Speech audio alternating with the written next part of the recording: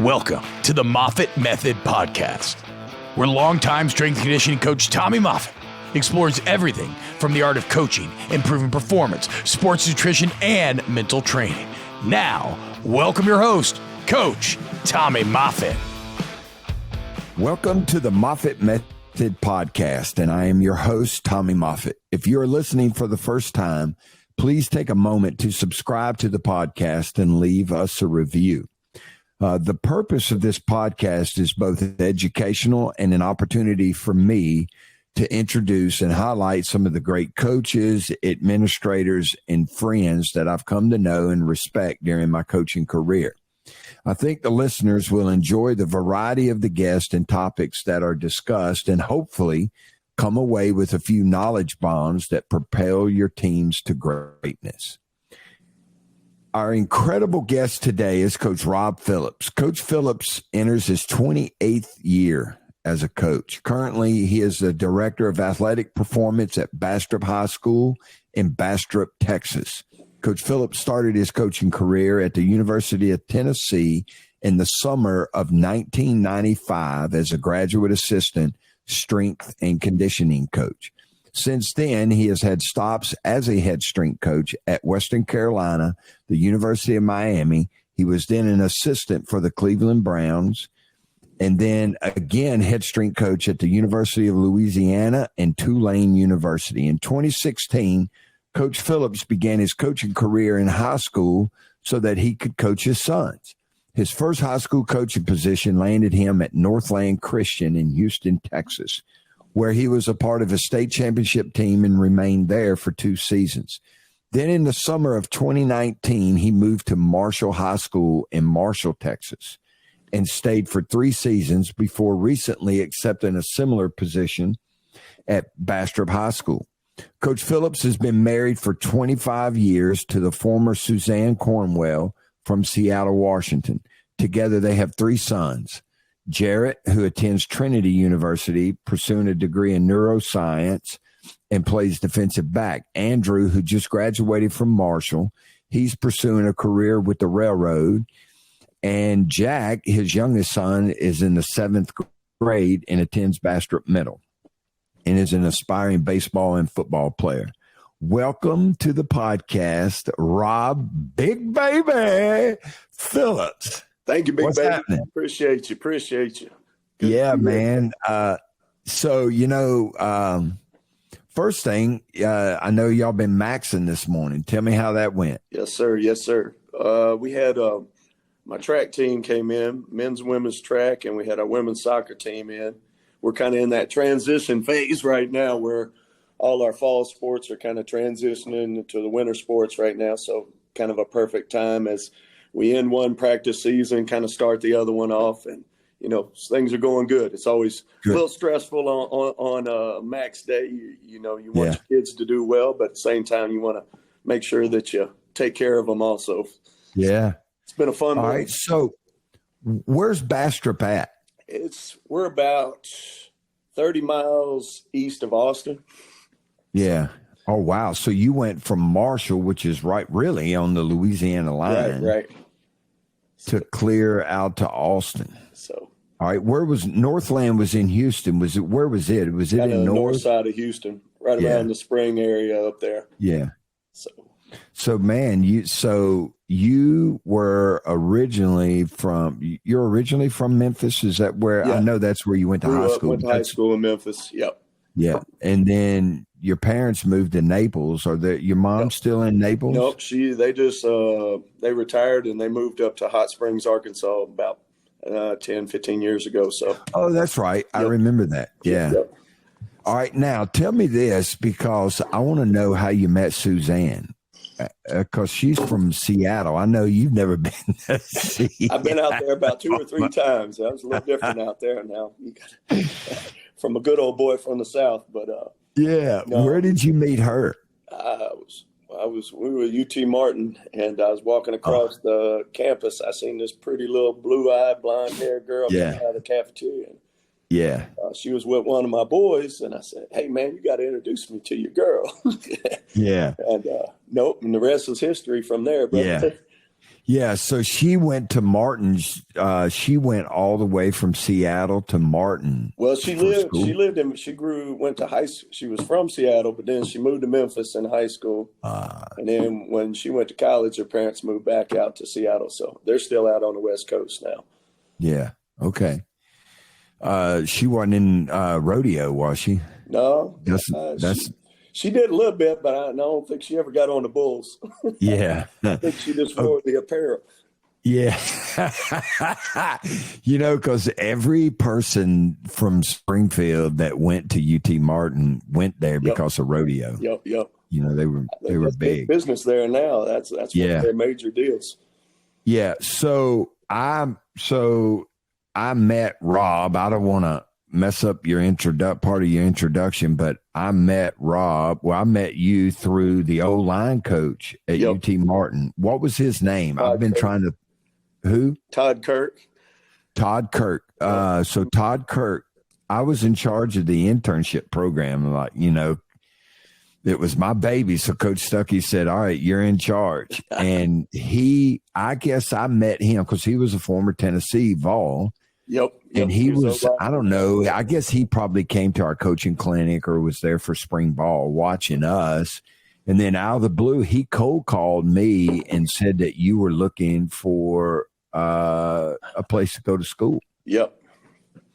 I think I first had to do an internship and then I was a GA after that. Right. Okay. That's right. You had to do, was it 300 hours of an internship? I think we finished that in the first 2 weeks or so. Hey, that's what it means to be an OG. So before we started the recording, Rob was telling me about he's in a text message string with some former Tennessee interns and GAs. It's called the Tennessee Grunts. Yeah, Tennessee Grunts. And hey, to be an OG, you had to work 300 hours a week. Holy mackerel, man. We put some time in. We had a great time, though. So good times, man. A lot of good times. Great times, great coaches. He was naming off the guys that are in that text message group, too. And there's some great coaches that are still doing a great job still to this day, coaching all across the country. So, all right, Rob. So let's get on with this show, man, because I know you're busy today. When do y'all play? Y'all play tonight? Nope. Unfortunately, our season is done. What makes it a little bit worse is this was our bye week. So ideally, we had a good spot going into the playoffs, but not going to make that happen this year. So, well, time to go to work, big baby. Yes, sir. Starting off season yesterday. Yeah. Okay, good. Yeah, we won our district last night. So we're fired up, man. We beat, I guess, the number one 5A team in the state. Because, here, and I don't know if it's like this in Texas, but here it's divided. You play your regular season, the public schools and the private schools play together. Yeah. And then when the playoff starts, it's separate. Is that how they do it in Texas? No, everything is, all the private schools are what they call TAPs, and the public schools are under a UIL. So, okay. They kind of play totally separate. They have some crossover play in there. But they pretty much, I think TAPs is TAPs and UIL is UIL. And I'm still learning a lot about this Texas. Yeah, no kidding. Yeah, still, a lot to learn. And I know about the UIL, and we're going to talk about the UIL after a while. But, so here you play a regular season, public versus private. And then when the playoffs start, it's separated. And you have your private schools, your magnet schools, and charter schools. They're all in one division. Yeah, they're all in one division, then the public schools. So I think Zachary was the number one team in the state in 5A, which is our biggest classification. And we beat them last night with 14 seconds left to go with a field goal. They went up 21-7. We came back and ended up kicking a field goal with 14 seconds left to win. The place went nuts. We were at their place, too. They had the LED lights going. You see any LED lights in Texas yet in the stadium? I think we had them in Marshall, and there's a couple of schools getting them in there now. We didn't play any of them this year. Yeah, this school Zachary, they have a big jumbotron, big sound system, LEDs. It was crazy, man. It was crazy. Great atmosphere. Yeah, great high school sports, man. Great high school sports. All right, so here we go. Let's get going. So, first question out of the box, man. In every podcast I've done, it's been similar, and I always like to say, and this goes out to anybody that's an aspiring young strength coach or whatever. Everybody's journey's different. You know, it's different for everybody. It's similar in some fashion, but everybody has a different course. So tell us about your journey as a strength coach. Where and how did it all start? We talked about it a little bit, but you feel free to go over it again, man. But where and how did it all start, and where are you now? Well, it started my senior year in college, and I had to do a couple internships, and I did it with the football team there because we really didn't have a strength coach. We had a guy named our D-line coach. His name was Grady Andrews. He was kind of doing it, and I said, hey, man, I need to do this internship. Can I come help you out? And he went into his office for a minute. He came back out with a stack of folders, and he said, here, it's yours. And I was like, you kidding me, right? So pretty much he just put me to work from right there. And, I kind of set it up, and he worked with me a little bit and kind of showed me what to do. And I thought I knew a lot at that point in time. I really didn't know anything. And so I worked with him that spring semester, my senior year. And then I had to do another one over the summer. And that's when I called you and came up to Tennessee and, did that internship for a year. Or up until January, and I guess we had some GAs leave in January, and that opened up a spot. And Big Baby took care of me there and got me in there and got in school and did my GA at Tennessee. And then I went over when I graduated there. Who was it? I met this guy named Bill Lyle. He was over at Western Carolina at the time. I think he's at SFA now. Down there as the O-line coach. And he's been around Texas. I've been following him around. I catch him on the recruiting trail.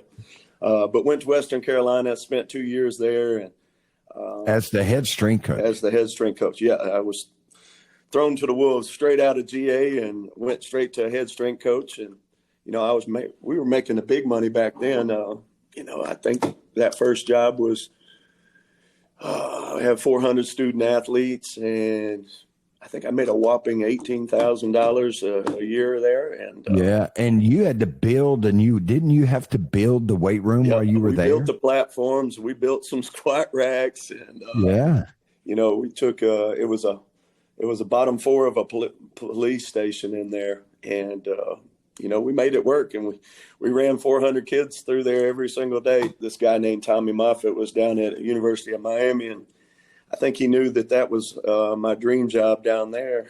And I think I interviewed for about 2 or 3 positions first. None of those worked out because I came down there for the baseball when they had the baseball opening, and then a couple other ones, and then finally ended up landing on there. Man, I was living the dream. 28 years old, and University of Miami, and we were a building program at that time, but you knew it was going to be really, really good. And you laid a great foundation there. And, man, that was just – I used to go in the bathroom at Miami every single day and just get down on my knees and say thank you for being here. And, there was a lot of praying that went on in that bathroom. Oh, man. But I was right there beside you sometimes. We got to work with, and, coaches, and how many of those coaches ended up being NFL coaches? Yeah, 2 of them, Rob Chazinski and Chuck Pagano, were both head coaches in the NFL. Curtis Johnson was a position coach, head coach at Tulane. Shiano was the head coach. Yeah. There was an amazing young coaching staff. Mm-hmm. Amazing young coaching staff. And when you left to go to LSU, then we brought Swayze back, and I got to work with Andrew Swayze for a couple of years. Man, I was just so thankful that I got to work with so many great people, man, and the coaching staff and the players that we had there. how many of those guys are in the Hall of Fame now or on the ballot to be in the Hall of Fame? And, that was an amazing time and just a great place and great people. And, from there, Butch had called me and asked me to come up to Cleveland with him. And, I really didn't want to leave Miami. That was kind of my dream job. And I just always wanted to be there. And, should I stay or should I go? Should I stay or should I go? And after talking with a lot of people, they say you don't get that many opportunities to go to the NFL. And, and I jumped on it. And, I was on the plane the next morning at 10:30, said, hey, man, if you want this job, you better be here for a staff meeting tomorrow morning at 12. So, we got in there and jumped on the plane and went. And my wife was pregnant at the time. And I said, baby, been there. I said, I'm going to get you out of this heat, baby. Been there, man. And so we went up to Cleveland and spent about 5 years up there. Man, again, just awesome staff up there, awesome organization. Mr. Lerner was our owner, and Carmen Policy and all those guys was our GMs. And, just to be around those people. And it's funny now, I sit there and watch like all these NFL Network shows and these 30 for 30s. And I'm like, they're talking about all these guys. And shoot, I was right there in the office, at the time, didn't know who they were. But now you kind of know their stories and everything. And it's like, man, I used to work out with that guy. I used to, Tommy Dimitroff, I used to run the hill with him. And, it was just a lot of good times and a lot of great people. And, a lot of good friendships there. Yeah, you were on the same strength staff as Coach Buddy Morris and Tom Moslinski. Yep, and Roger Kingdom was there, and at different times. And man, I just been fortunate in my career just to be around a lot of great people that just challenged me in a lot of different ways and made me think differently. And and that's who I became today, was because of that. And early in my career, I tried to be you. And I figured out real quick that didn't work. And you can't be somebody else. You got to be yourself. Right. And, if I got young strength coaches out there, it's great to learn from as many people as you can. And, but you still got to develop your own philosophy, your own, how you do things and organize things and develop your own system of doing things. Right.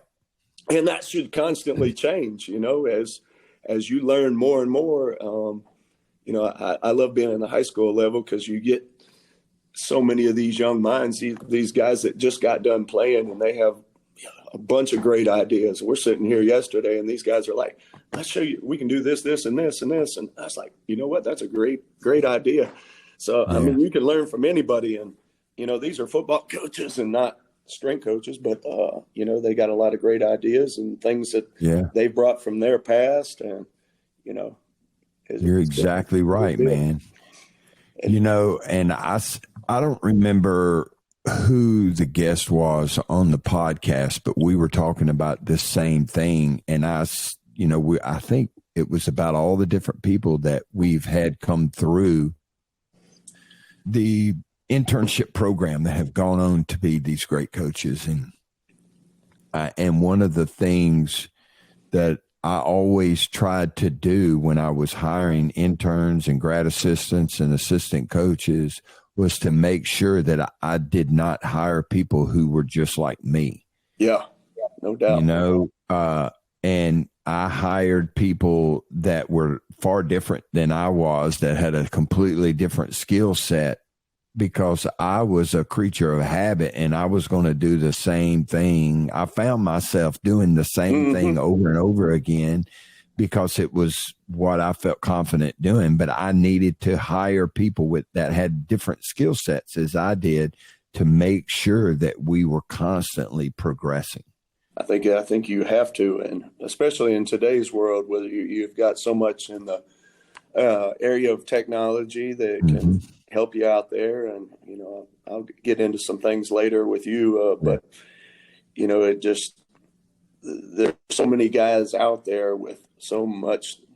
I don't know. I've learned so much from the guys that I've worked with, guys that we've hired, and just brought a lot of different avenues in there. Great people, like a Jeff Earls. A Jeff Earls. Yeah. I think now if I had to go back and be somebody's assistant again, I would be a lot better just because of Jeff Earls and how the things he taught me as a man and just how he showed up for work every day.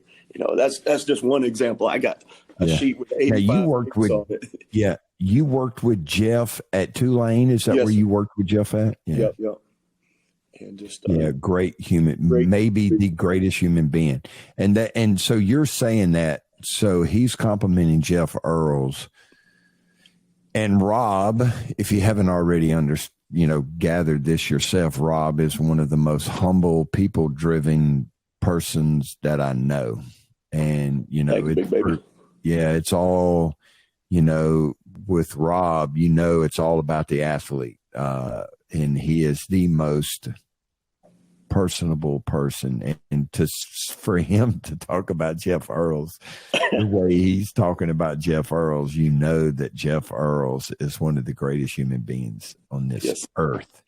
And I'm humbled every time that I talk to him on the phone. In fact, he's scheduled to come on the podcast also, and so he's coaching at Penn State right now. And I try to be respectful of everyone's time when I'm scheduling these podcasts. And they're fighting their tails off at Penn State. So when I feel the time is right, we're going to have Jeff on the show, because he is, again, one of the greatest people in this profession that I know, and a great coach. Yep. And like I said, I'm humbled every time he texts me or calls me or we speak. I am humbled by that. And so can't wait. Now, when you were a GA at Tennessee, who were some of the guys? I know Ciano was one. Ciano was around. Johnny was there. Johnny Long, Jason Elkin, Lance Sewell, Tommy Stuckey. Noel was he was coming in. He was kind of coming in when I was going out. I think I spent one semester with Noel. All right, there you go. Good people again. Noel was probably the most humble person I knew at that time, and still is to this day. You still call him up and you're like, man, I need to be more like that dude, because that dude is a good dude. Yeah. And now it was Aaron. Aaron was still competing. Yeah, he was still throwing. Yeah. Him and Lim and Lim on his chopper and somebody Elkin brought up Lim's chopper, and Vic Valoria has a chopper just like. Well, I wonder if Vic got his chopper from Lim. Maybe so, because. For those of you that don't know this and can't picture this, Lim was probably wears a 60-inch sport coat, and he's got a big thick back sucker, and he's driving down Interstate 40, and he had this thing he called his chopper, and what it was a glorified moped, and he painted on there, because he was like an artist. He wrote chopper on the crossbar down there. Yeah. So you see this big old guy riding this moped. Oh man, we had a blast. Yes, all right. Did. So of all the people that you've worked with in your career, and there's been a bunch, football coaches, all different kinds of coaches, who has probably been the biggest influence on you as a coach, and why? God, there's so many. I don't know if you can trim it down to just one, but and you I kind of go back in order, and working for John Stuckey, and we all did, and just the legend of a man that he was, and how good he was, and I look at John from maybe out of the weight room experience and the things that he did behind the scenes when he grabbed the players and he'd take them into his office and they disappear for 3 or 4 hours, and them guys would come back out with tears up in their eyes, and what's he doing to those guys in there? We'd always be asking. We never knew. And, the effect he had on those guys. Yeah, he had a magic dust that he could sprinkle. We would have a guy, and we had some dudes on that roster too, man. Yeah, and we did. The guy, I mean, it would be like, I'm not doing it, coach. I don't care what you say. I'm not doing it. I am done. I am leaving. And Coach Stuckey would say, come here, buddy. Come here. And they would go in his office, and sometimes it would be 10 minutes and sometimes it would be 2 hours. And that kid would come out, and for the next 4 months, he's the best kid that we had on the roster. Yep. And then it would go back to normal. I'm not doing it, coach. I am not doing it. I am not working with that guy. I'm not doing that exercise. I'm not showing up tomorrow. And then Coach Stuckey would get him, and it would be different again. It'd be different. Yeah, great man. He's one of them. You definitely got to be one of them. You gave me my opportunity, and, I can't thank you enough for that. And, that changed my life forever. That changed the whole trajectory of my life. And didn't even know that you could do this as a profession. So, and then I still remember, and you might remember, it might not.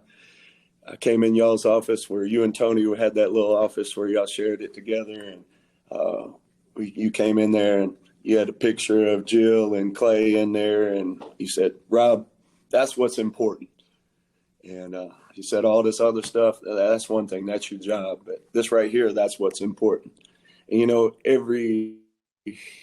that affects me every single day in the choices that I make. And, family is important. And in this profession, it's easy to put family second. And miss your kids' games and miss doing things that you should be doing, but your wife's doing them just because she's that good and a stud. Takes care of us. And you got to have a good wife, and you got to have a coach's wife, and you got to make sure you take care of them, because they do a lot for you. And I know my wife's done more than her share of raising our boys and making sure that they get to practices and get them kids fed and help them with the homework and all that good stuff. Paying the bills. I've been kicked out many a times by now. I can't even begin. And, I put those photos everywhere, every place, every office I ever had, man. I kept those photos on the board beside my desk. And when things got bad, and you're wanting to close the door and walk away, I'd look over there and say, man, you got to keep grinding, brother. What's important, man. That's what's important. No, the more as they got older, the responsibilities were greater, and now I got one playing in college, and, that was part of the reason I took this job, was because I'm only 100 miles from where he's playing at. So we get to go to all their home games. I can work out here on a Saturday morning and, leave workouts and still make it down there for a 1:00 game. And, just watching your kid play and, and it's awesome. I just sit in the stands and just be a dad, no coaching involved, and don't try to coach them, and just sit back and, just watch. Hopefully I've done a good enough job by the time they get that age that, the responsibilities aren't ever over as a father. I think you got to constantly, mold your young people and your own kids, and, make sure that they stay on the right track, because Lord knows you kept me on my track many a days. And, but just great people, and great people to be about. And I appreciate everything that you taught me. And like I said, I tried to be you for many, many years, and, implement your system into what I was doing. And, I found out that after a few years in Miami that had to change. And, and then going to the pros allowed me to do that also. You really had to kind of meet the needs of each individual athlete. And because you got so many guys, you might have a 21-year-old quarterback, a 29-year-old quarterback, and you might have a Tom Brady who's 45 years old. Are you going to train those guys the same? Or definitely they all have different needs. So all right, so let's get into some nuts and bolts then. Okay. Yes, sir. So how and I know there's a lot going on, as with every high school and collegiate strength and conditioning program. But how are the workouts organized there for all the different teams? Okay. And that was part of, I've hooked up with the guy that hired me up in Marshall. His name's Jake Greedle. He's a great young guy. He's like 31 years old, but just a visionary. And, he told me all the things when I went up to Marshall. He told me all the things that were going to happen. And pretty much they happened line after line after line after line. And then he took this job over here in Bastrop and asked me to come. And I said, you know what? We did it there. We improved all those places. We improved the facilities.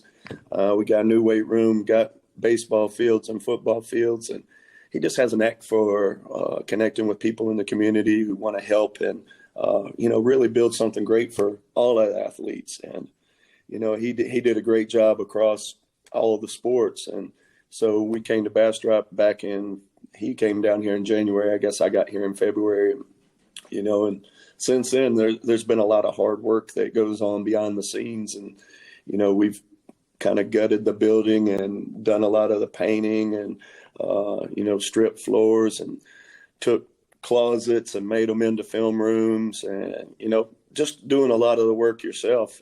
And Mm-hmm.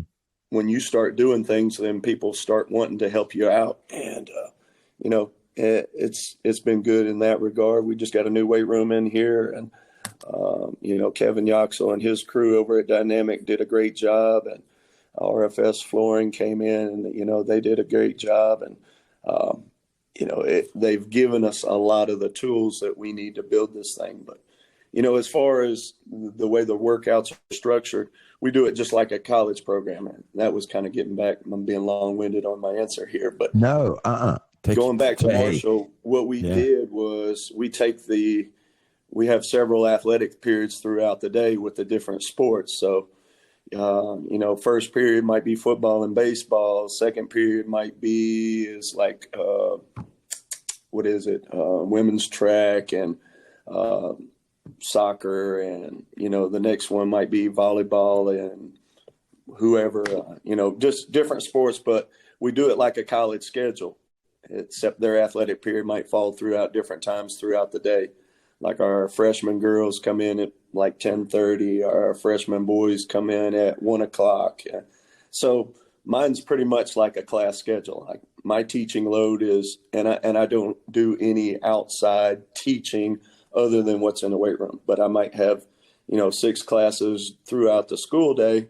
Yeah. But then you also have kids that work out before school, kids that work out after school, just depending on who's in season, who's not in season, and those kind of things. Yeah, that's exactly how it was for me at John Curtis. Yeah. Now, and that was forever ago. So do you have to keep a roll book? The coaches pretty much take the roll just because I've got so many. On a daily basis, like Mondays and Wednesdays, I have, I think, 510 or 525 kids that come through the weight room every single day. So, yes, sir. Wait, say that again. Say that again. Say it slow so everybody can hear. And 520, I counted them up one day. And that's every day of the week? Not every day, but on an average, I have at least 400 kids a day, except for Tuesdays. Tuesdays is my little lighter day. Tuesdays and Fridays, I have a lighter day. I only have like 4 groups during the school day. And then, so y'all are on like a block schedule 2 days a week and then a regular schedule 3 days a week. Yeah. And we mix different sports in there. So like if volleyball came in on Tuesday, Thursday, then women's basketball was coming in like Monday, Wednesday, Friday, just depending on who's in season, what days work better for them, we give them priority.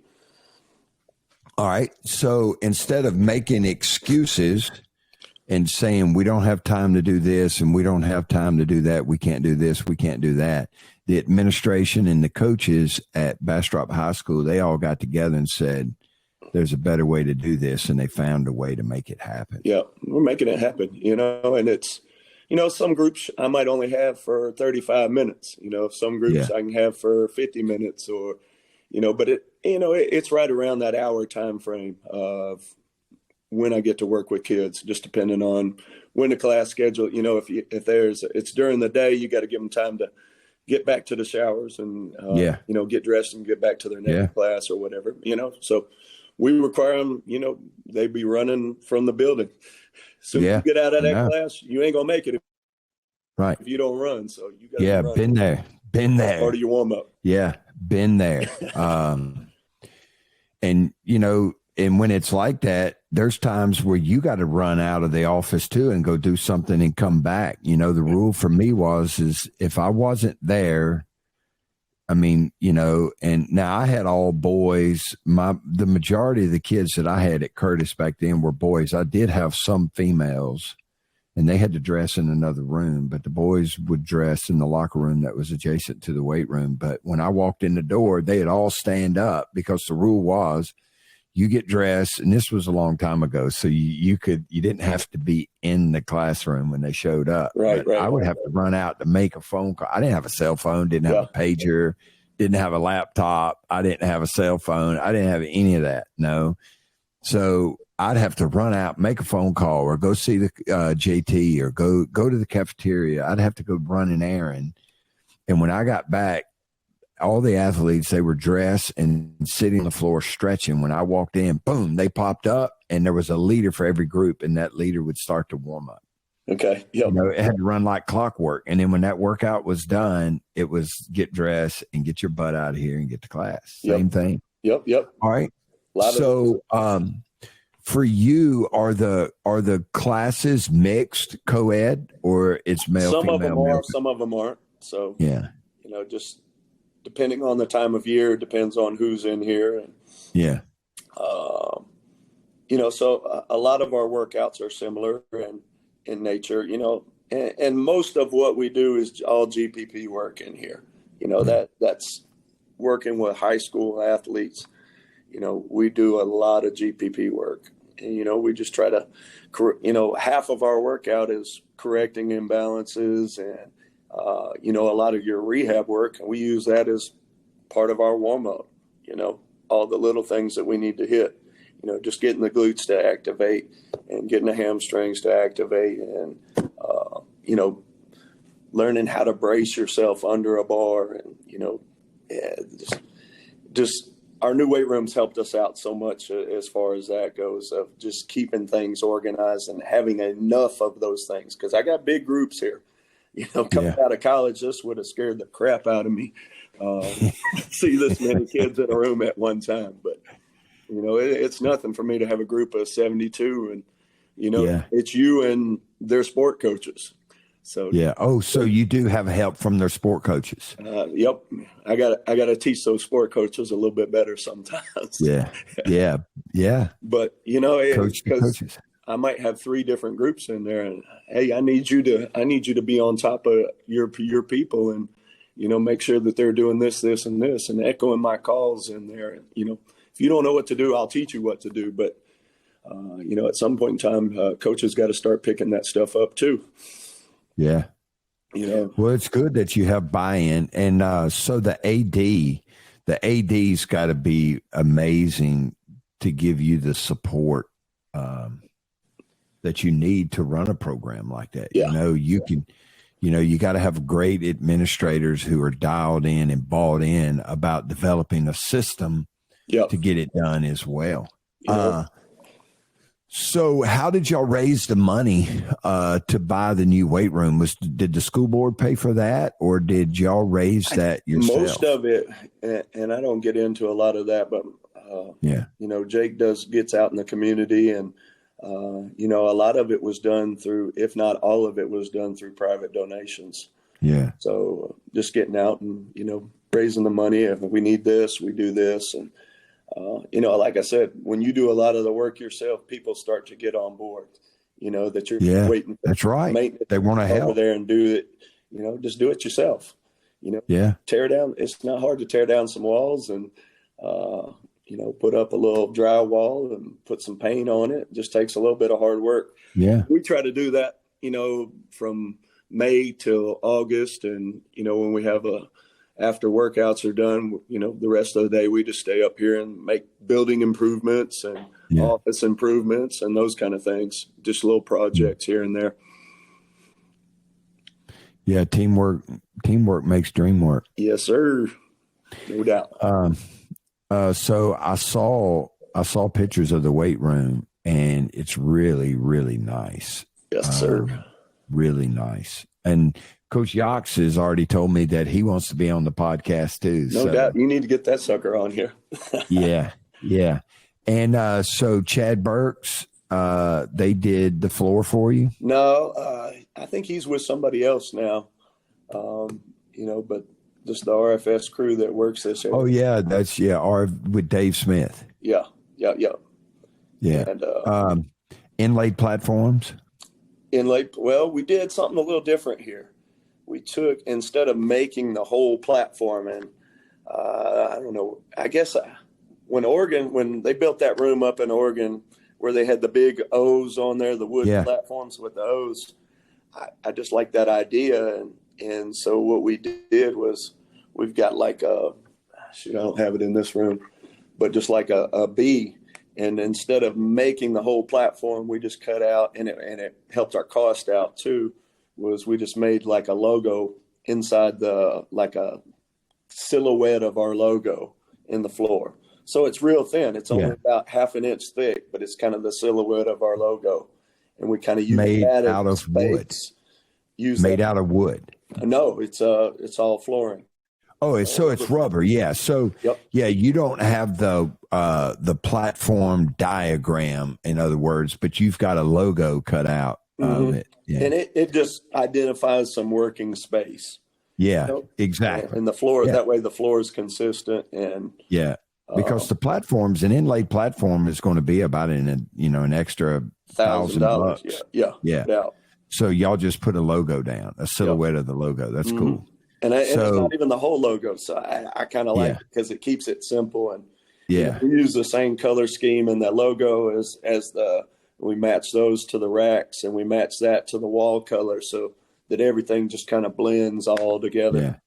And it looks really nice, clean. So a lot of people won't know this, but you and I were a part of, remember how we used to test the flooring outside the weight room at Miami when we got all those samples from? I do. So, and I used that after I left there too. Yeah. So quick story. So we were, Butch, Coach Davis told us that we were going to build a new weight room, and I wanted to put inlay platforms because the platforms that we had at Miami, they moved all the time. They floated on the floor. They would levitate, and we had to move them after every group and put them back where they were supposed to go. And so, and Rob had worked at Tennessee where we had the big 10 by 10 wooden / metal platforms that weighed 10,000 pounds. And we would have to move those because they would even move. Yep. No doubt.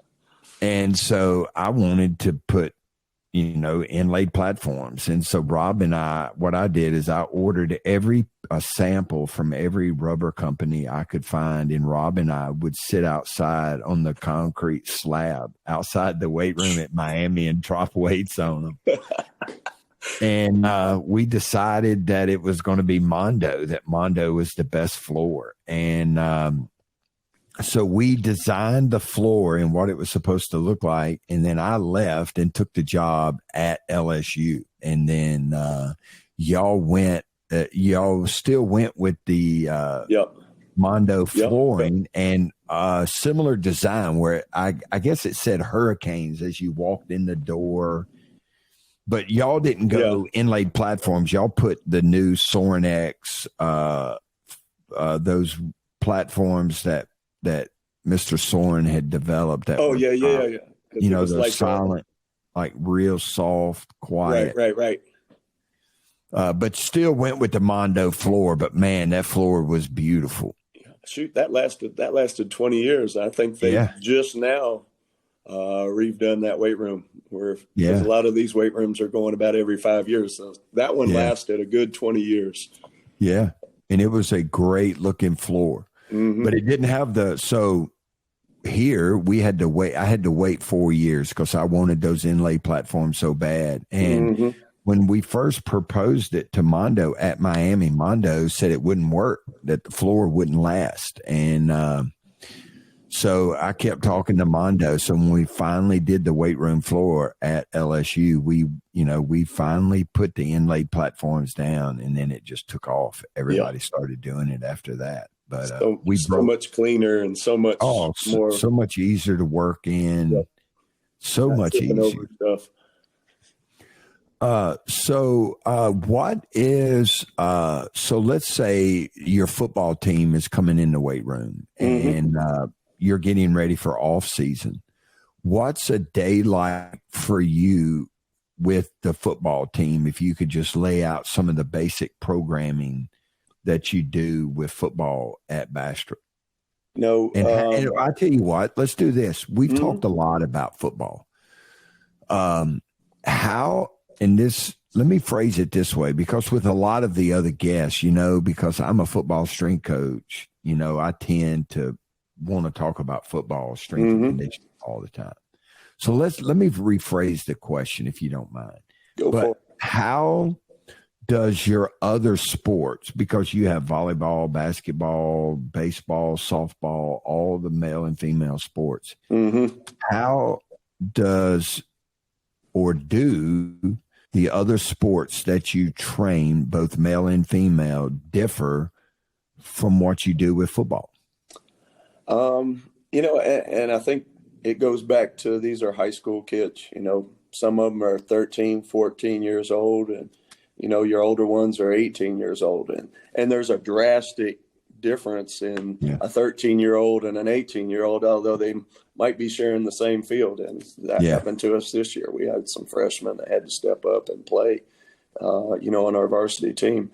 But again, it goes back to the GPP phase. And, it's still, even my most advanced kids, doing 5 pull-ups, that's, especially for a big man, that's a difficult task. And, and we do a lot of similar exercises with all of our sports. But, I'm more interested in how well they can move their own body. So, a lot of our warm up would be, they think it's the workout, but technically it's just the warm up, and teaching the hips how to activate it. It's how to use your rotator cuff. And, we do, when you got that many people, and because I might have 3 in a rack, so like 72 people, that's on a daily, per group, I'm looking at 60 to 70 and sometimes a little bit more than that. So I've got to keep things rolling too. Depending on how many kids are in the rack in that group, I might have 3 different exercises, things that don't compete for the same systems, but, where those kids are keeping moving.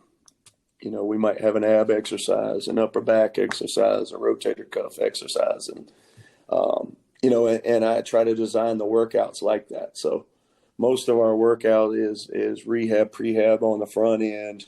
Then we'll get into the main exercise, or, depending on if a team's coming straight off a field or a court, we might jump into the main exercise and hit the other things on the back end of it.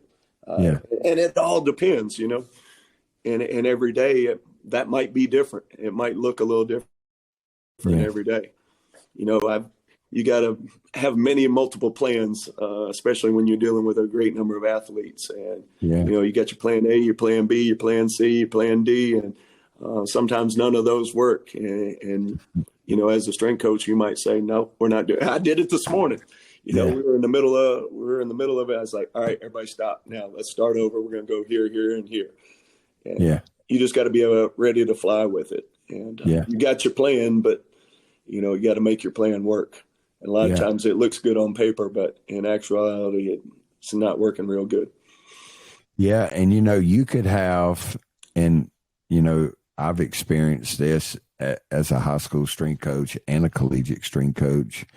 You could have 2 13-year-olds working in the same group, And one of those 13-year-olds looks just like a 13-year-old and acts like a 13-year-old. And then the other 13-year-old could be as mature as a 16-year-old.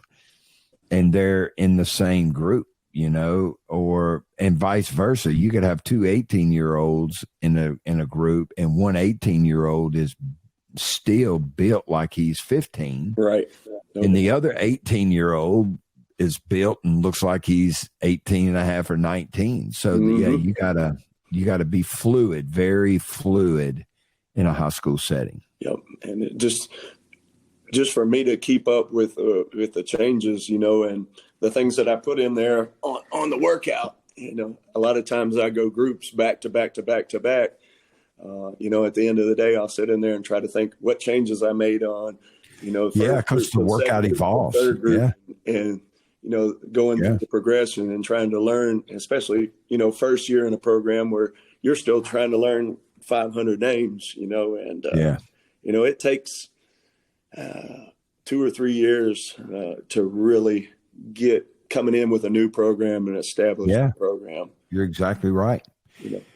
For me, I found, especially in season, if it was the week after an away game. So if it's Monday morning, let's say we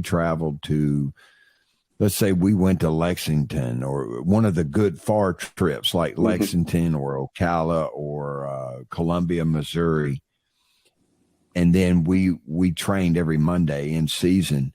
My workout changed as the day went on because that first group had far less rest than the afternoons group. And Correct. So for me, my first group, especially in season, the off season was a lot different. There was more controllables, more things that we were in control of than travel.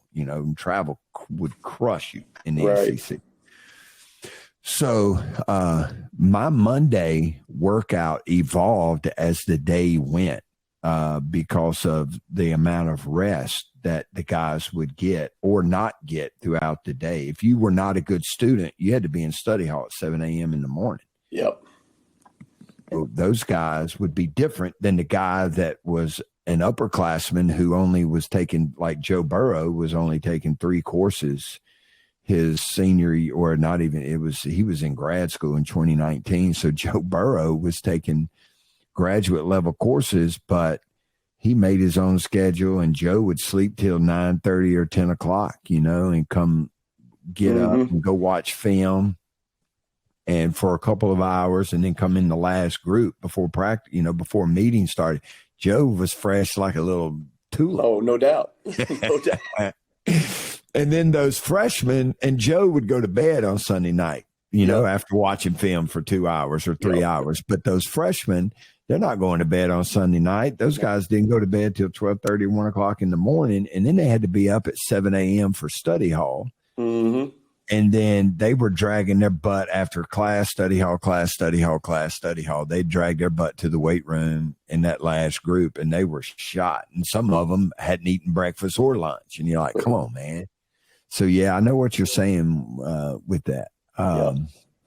So let me ask you this. Do you program, and we touched on this earlier, but do you program differently, that much differently for the men and women, or do they do? I think the volumes and the intensities of it are different, whereas a lot of the exercise selection is the same. Yeah. Definitely, your linemen are going to train with, a different volume, a different intensity than, your 95-pound volleyball player. And your rep schemes are going to be different, Yeah. But exercise-wise means it's exercise.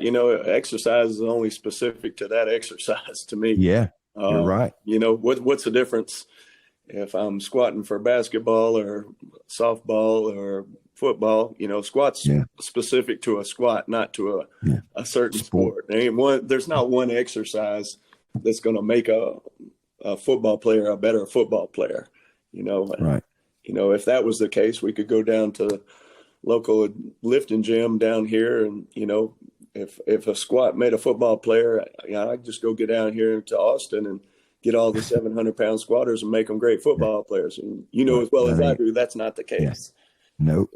All right. How old were the Phillips boys when they first started playing with the weights? I never pushed, and Jack is in the 7th grade right now, and he's so busy. He's really never trained. But I never really pushed that on my kids.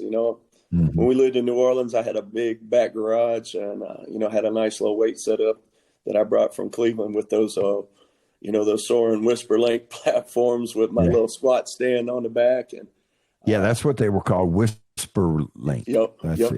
And, Jarrett, one day he said, "Hey, Dad, I want to start working out." He's probably 12, 13 years old, but, I just really never did it. Yeah. They picked that. I was going to say, just like I didn't make them play football. The only one I had to push to play football was Jack, because he's all into this baseball right now. And I said, you might need to play just because you've never played before, and you might want to do it later on, just to get an understanding of the sport. And he ended up being a starting quarterback, so I think he got baptized by fire and and got in there and get it going. But they're probably 12, 13. And, we've done some. And it was something that they just picked up because mom and dad exercised and they just picked it up. I'm not big on pushing any. I want them to become their own men. And, when they want my help, I'll ask. And sometimes some of them want my help. Jarrett, he wants my help. My middle son, Andrew, he doesn't want my help. Yeah. Oh, I know. So, those kids are different. And All right, which one is the best water skier? Am I included or just the kids? No, this is between between the kids. Who's the best water skier? That's a toss-up, and they all compete. Who's the best football player? Who's the best baseball player? And we all think Jack's going to end up being better than all of them because he's been at the ballpark since he was, in a stroller, and we used to have to put the little shade up so he wouldn't get hit by fly balls. But, he's definitely turning into a nice little baseball player. But water skiing wise, that's a toss up between the three of them. So the younger ones get more of an attitude, and the oldest one, he thinks he's the badass, and the younger ones think, well, I got you. And you could see it on their face trying to outdo each other. So it makes it fun for me. Now, the rules governing practice, year-round practice and workouts, it's all changed here. The LHSAA has changed it here, and I know they've changed it in other states. Does the UIL in the state of Texas allow the sport coaches to work with the kids more than what they used to and practice during the off season? Like OTAs now, basically. That's the way it is here in the state of Louisiana and other places. Right. Are you allowed to do that in Texas now? Yes, they can have, and I don't know the hour requirement of that, but there's a time daily that they can do that. Like going into our off season, anything that's and I'll just use football as an example. Anything that's football related in the off season has to be done during that athletic period. So if it's football related, not necessarily weight room related, but football related. So if you have any kind of football in there or any kind of volleyball in there, that has to occur in the off season. It has to occur during that athletic period. So they don't want kids staying after school to practice during the off season. Yep. Okay. But I don't think. Yeah. Yeah. And then in the summertime, they have time where, half the workout is with me in the weight room. Yeah. Half of the workout, they can work on skills outside the weight room. How long has it been like that? Is it recent? I think, it's been since I've been in high school, and it was a little bit different in the private schools. And I don't remember all the changes that I made since. But you were able to do it at Marshall? Yeah. Y'all were able? Yeah. Okay. So it's been a while. It's been a while. Yeah, see, it's recent here. Now, Okay. here you can stay after school. It doesn't have to all take place. But it's just recent here that they've been able to do it. So really that's been an easy transition for you because it's not something that's just happened overnight. Right. No, Yeah, so just trying to that's keep things organized in here and be consistent with the kids and, keep them on a regular program. And our coaches have done a great job here. And, I think everybody's bought in. Guys always ask me how the other coaches bought in. I was like, we just come in here and work. So, yeah.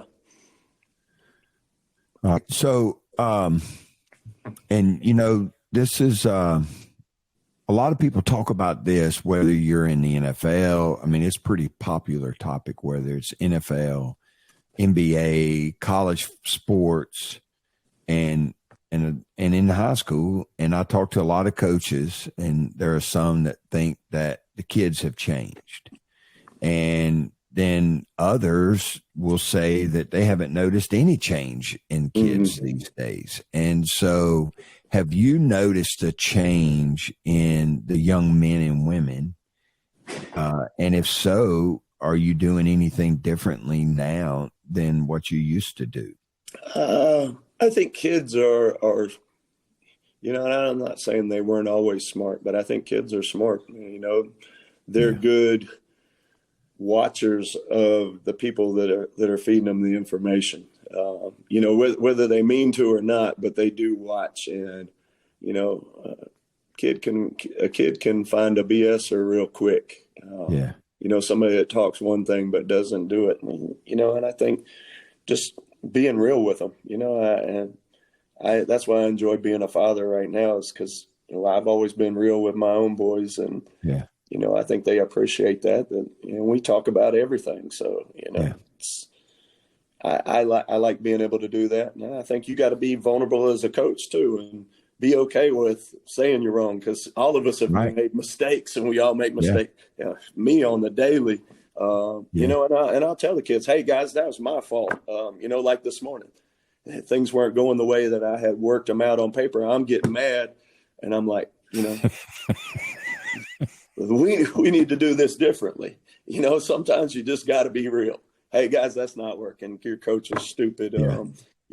Please forgive me. I'll do better the next time. But I think just being real with kids, and when you're real with them, they'll be real with you. And you've always got the ones that want to work hard. You got the ones that are just doing it to wear the uniform and, just want to be with their friends. And, and in high school, it's real delicate because you don't want to run a kid off just because you're a jerk. Right. And I got to be careful of that because I got a short fuse. In my older age, I'm not so good at recreational coaching. But I don't want to run a young lady off or a young man off, and that's his first experience with that sport. So there's kind of a delicate balance. There's those when you got to put the fire to them, but at the same time, a lot of these kids are just learning, and I look at it back as being a father and coaching my own kids, and because we get in some knockdown, drag out fights after workouts, and I need you to do this. Well, you ain't doing, and you start getting that back and forth with them. So that taught me how to be a better coach too. And going from there. But I think you just I think kids are the same. They got different influences now. Everybody's doing this. Oh yeah. Everybody's got the cell phone, and they are smarter and wiser because of that. They're exposed to more. And sometimes they're exposed to more stupidity. It depends what they're watching. It depends on, you're the sum of the five people or the five accounts that you look at the most, but remember, so Netscape and the World Wide Web came out when I was coaching at the University of Tennessee. And the amount of information that you suddenly had at your disposal was mind-boggling. And I have binders at my feet here under my desk. I have binders upon binders of stuff that I copied from forums and websites back then. Right. That now kids scroll through that stuff all day if they want to. And, if you want to find out about something, it's at your fingertips. Whereas before, man, we had to go to the library. I can remember going to the library at the University of Tennessee and getting the Soviet Sports Review. I still got all the paper copies. Yeah, I would go and I would check it out. I'd check the book out and go over to the football ops building at, what was it? The Neyland Thompson Sports Complex. Yep. And go upstairs and make copy after copy after copy after copy of that material. And I still have it. But nowadays that stuff scrolls across your fingertips every day. So kids are wiser. And I can't get rid of those paper copies either. I know. No My garage kidding. is full of old folders and binders and books. And I'm like, yeah, I need to get rid of this, but I just can't do it yet. Now, Ciano is supposed to have a lot of that stuff. In fact, you need to ask Eric and those guys in the group chat that you're in, the group text, about the drives. Ciano, I think, digitized a lot of all that stuff from Coach Stuckey's office and my office and Johnny's office and his office. From what I understand, it's all digitized and they have a copy of it. So I got you. That might lighten your load. No doubt. I need to get rid of some of these books. My wife's like, we don't have room for this stuff. Yeah, it's crap. Well, you should have seen my office when I cleaned it out. It took us hours to clean all of the junk. And I was in that office for 20-something years. Yeah, and I can imagine what that was like. Yeah, I have everything. Mine's bad enough after 3 years. So segueing off of that last question, when it comes to developing weight room culture, your rules, your expectations, what are some of the strategies that you make sure that everyone, and that's your coaches and the athletes that are in there, understands the guidelines and handles whatever their daily responsibilities are? This is for the coaches and the athletes, just a holistic, global, look at that. Yeah.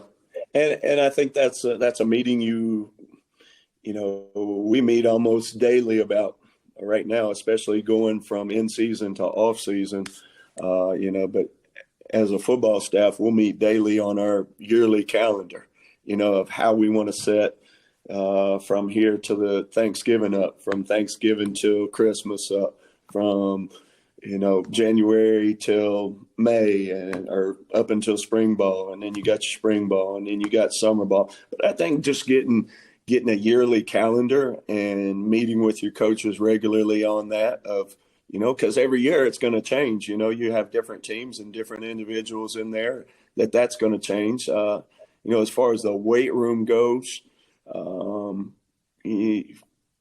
I think it just goes through different phases. Your rules and I'm not a big rule guy. Just do right and work hard. Give me effort. I try to keep it at that. And don't be late. We're late's not an option, and getting a high school kid to understand that is, if that's all you teach that kid's going to be a lot better off in life. Yeah. He's going to be very successful. Yeah. And because that's hard.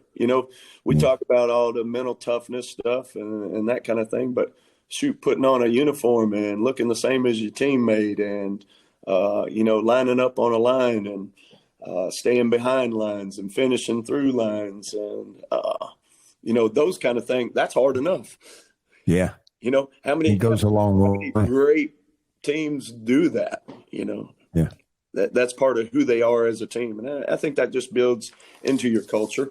But I think it's something you as a strength staff with your sport coaches, y'all have to develop that and constantly meet on it, and it's different in each phase. It's different in the off-season phase than the in-season phase. And in-season wise, I lose a lot of my coaches because I might be working out a JV football team while the other coaches are outside on the field. And one team will come off and the next one will come through the weight room. we just ran them through like that. So, and you do that with all your sports, because you might have a JV team, a freshman team, and a varsity team. Yeah. That's what, at Catholic, where the boys have all gone, they have a freshman team, a JV team, and then a varsity team. So there's a lot going on. Mm-hmm. And then a lot of their sports. So I think when my kids tried out for high school baseball, there were 65 kids that tried out for freshman baseball. Right. And, and they have to cut it down to 15 kids, 15 or 20 kids, and then the JV team would have 15 or 20 kids on it. And the varsity team would carry 15, 16, 18 kids. So there was a lot.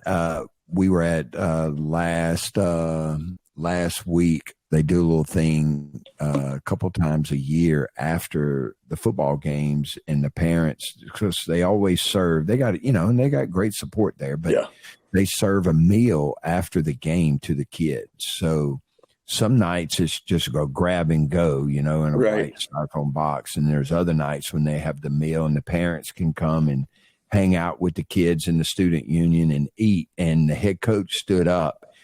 And this year's senior class, when they were freshmen, their freshman team had 85 kids on it. And there's 27 of them left as seniors. And they have a good ball club, And so I thought that was pretty neat, And those kids they understand the system. Right. They understand the system, and they know what's going on. And then those young kids are following up. So like for you to be a first year coach, your best group is going to be those freshmen when they become seniors, because they've been through your program, since you started there. And that's really how long it takes. Yep. Really. And that's the best thing you can do as a strength coach is, teach those young guys the right way to do things. Yeah. And we did that. We did that even in college, and those guys were the ones that set the standard for everything else that was to come after them. So that's right. And you try to do that better every single year. You try to outdo what you did the year before. And, sooner or later that bar starts to raise and raise and raise. And, you got to experience it for 20 years. Mine was always coming in and setting the stage and going up. And, every 5-6 years, you're kind of moving on and doing it at the next place. Yeah. Yeah, I was incredibly blessed to be here as long as I was. And, it was funny as you grow older, your former players grow older and wiser too. But it never failed that it didn't matter if it was the first group of players I coached here or the last group. The next group of guys that came in after they never had it as bad as what they had. Coach, when we were here, you did this and you did that. And you always get that. Yeah. I'm like, come on, man. It wasn't like that. You're embellishing a little bit. Oh, no, Coach. We did this, we did that, and now they're looking like this and looking like that. And I would say, I was like, come get you some of this now. These workouts are free, and you can come get one anytime you want. But, you made a very important point there about, you don't want to run a kid off. I can remember at the highest level of collegiate football, we would have these freshmen come in, and they're underdeveloped, They're they didn't have the same weight program that you have there, and some of them had never touched a barbell, and they were 4- and 5-star athletes or 3-star athletes. It didn't matter. And the coaches would say, this kid's never going to play for us. He's never going to play. But in the weight room, it didn't matter, man. Those kids were all the same. It didn't matter if they were a walk-on freshman or an All-American. You just keep training them, and before long, you're relying on that same kid I can remember kids where coaches said, this guy is never going to play here. And that kid went on to become All-Americans. And I mean, it didn't happen once. It happened a lot of times, man, where, you know, your first impression, because the kid was underdeveloped and didn't have the same type of growth that other kids had when they're young, but that kid eventually, you know, worked himself into being a great player. No doubt. So you've been coaching now for 28 years, Rob, and you're an OG, man. So is there any advice that you would give young coaches or some type of survival tactics for the field of strength and conditioning? Man, I just be grateful of every opportunity that you have, because you never know. You don't see it for 20 years, you know, of how good those coaches were that were right there in the room with you. And you never know where that'll lead you to your next job. But, you know, loyalty is everything. And that's why I brought up Jeff Earls. And he taught me how to be a better man.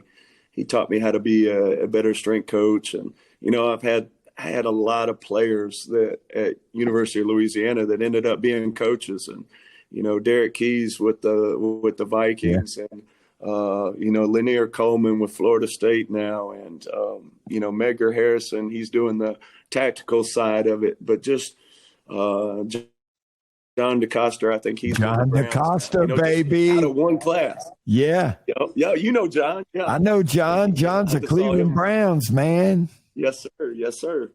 You know, and then that Louisiana, we just must have had some ballers in there, because Mike Decimo was. What about Blaine Goche? You coach Blaine Goche? Yep. Blaine Goche. So Lanier, Blaine Goche, Derek Keys, John DeCoster, and there's got to be some others that we're missing out on. Lamar Morgan, you know, he's the DC at Louisiana. Mike Decimo's the head coach there. Yeah, Brad he was an athlete when you were Bustle's there. Son, he's over there. Yeah, Coach Bustle's son. And all those guys became coaches. And, man, just you want to talk everywhere I've been, there's good people, and you got great players. And, you know, it just for a young coach, man, just be grateful of the opportunity you had and work your butt off. You know, everybody's doing the same thing. Everybody's getting paid the same, but everybody ain't working the same.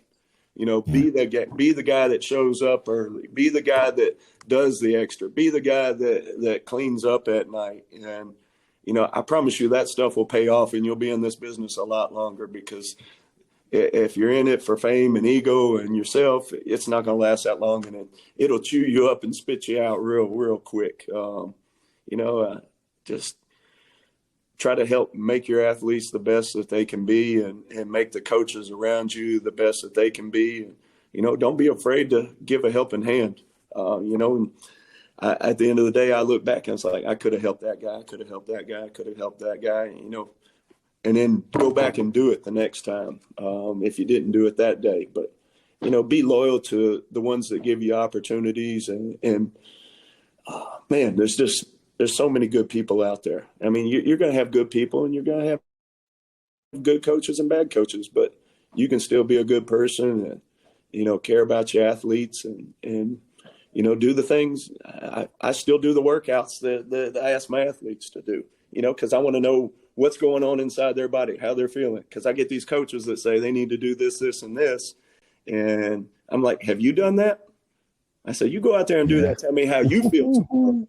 And then I think we get amnesia, you know, from the time you were players to the time you were coaches, and you like think they need to do this. No, all right, let's do this. Let's do what we're asking them to do today, and let's see how we feel tomorrow. And you know, and you humble some people real quick. Yeah. Or that workout you doing ain't nothing. Okay, let's go, bro. Yeah. Come get you some. It's free. I'll go with you. Let's go. Yeah.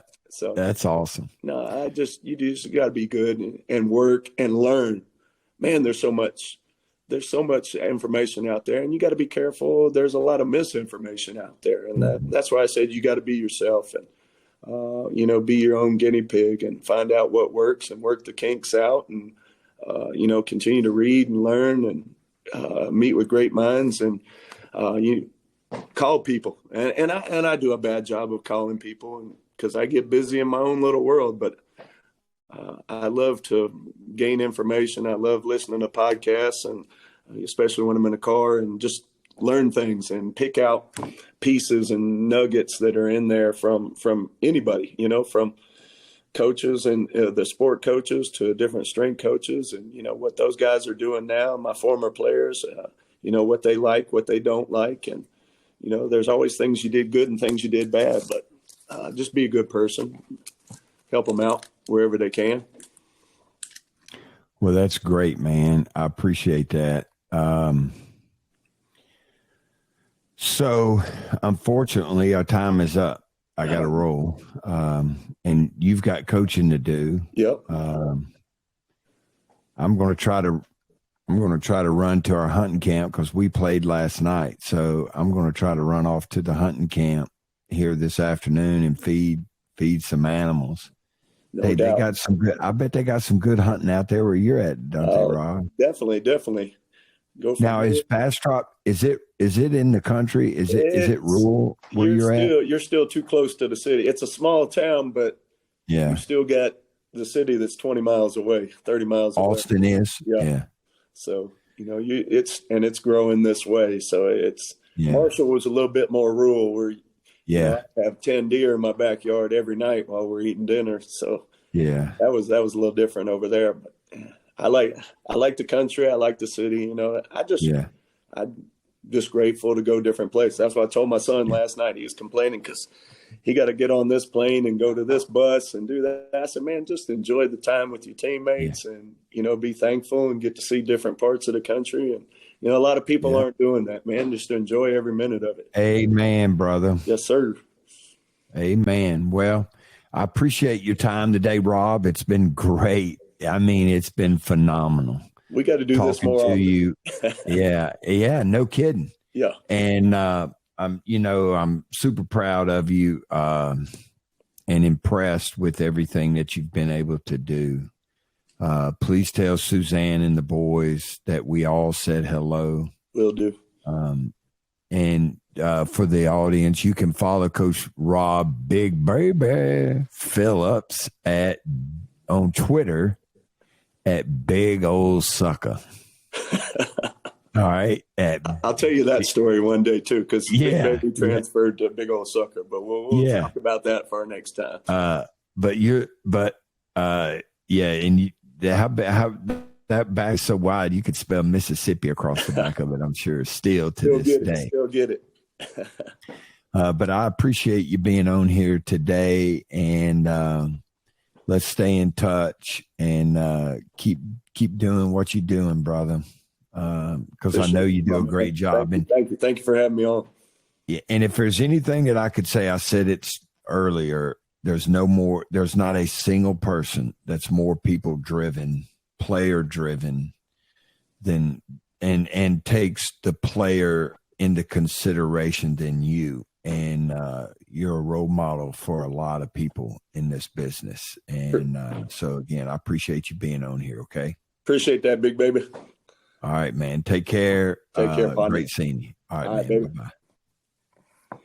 This brings us to the end of today's podcast.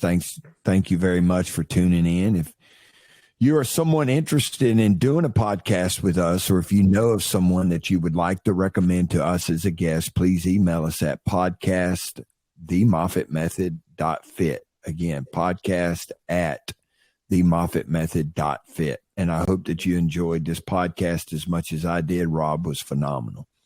For more information about the Moffitt Method program and everything that we have to offer, please visit us at our website, themoffittmethod.fit, themoffittmethod.fit, and on Instagram at the Moffitt Method and Twitter at Moffitt Method. Thank you again for tuning in, and we'll see you again next week.